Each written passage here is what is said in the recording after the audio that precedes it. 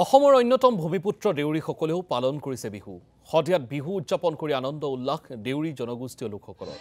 আৰাধ্য দেৱতাক পূজা অৰ্চনা কৰি বিহু উদযাপন জনগোষ্ঠীটোৰ লোকসকলৰ। বিহু উপলক্ষে পৰম্পৰাগত সাজ পোছাক পৰিধান কৰি মন্দিৰত পূজা অৰ্চনা দেউৰী জনগোষ্ঠীৰ লোকসকলৰ।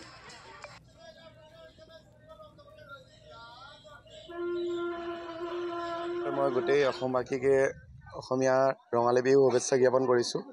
আজি আদৰ্শ ৰুক্মিণী দেউৰী গাঁৱে 1962 চনতে স্থাপিত হোৱা এই মন্দিৰত আমি প্ৰতি বছৰে বহাগ মাহৰ বুধবাৰ দিনটোত আমি পূজা পাতল কৰা হয়। তাৰপিছতে আমাৰ বিহু আৰম্ভ হয়।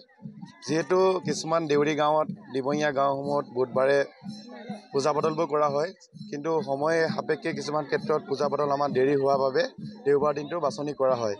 গতিকে আমি আমাৰ ৰুক্মিণী দেউৰী গাঁৱে বুধবাৰ দিনটোত ব্যক্তিগত পূজাবোৰ নকৰি আমি ব্যক্তিগত যি পূজা থাকে সেইবোৰ আমি আজি বুধবাৰ দিন সলনি দেওবাৰ দিনে আজি পূজা পাতল দিয়া হৈছে। গতিকে সমূহ ৰাইজকে আহি আজি নিজৰ স্বতঃস্ফূৰ্তভাৱে নিজৰ ধৰ্মক জীয়াই ৰাখিবৰ কাৰণে সকলোৱে আহিছে।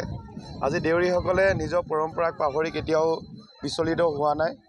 আজি অন্য জাতিসমূহে যিদৰে আজি বেলেগ বেলেগ ধৰ্ম গ্ৰহণ কৰিছে, কিন্তু দেউৰীসকলে কেতিয়াও বেলেগ ধৰ্ম গ্ৰহণ কৰা নাই। গতিকে দেউৰীসকলৰ যি এই পৰম্পৰা সদায় অটুট থাকক। আমাৰ অসমবাসী যি ৰাইজৰ লগত আমি মিলাপ্ৰীতিৰে আছোঁ, সদায় মিলাপ্ৰীতিৰে থাকিম।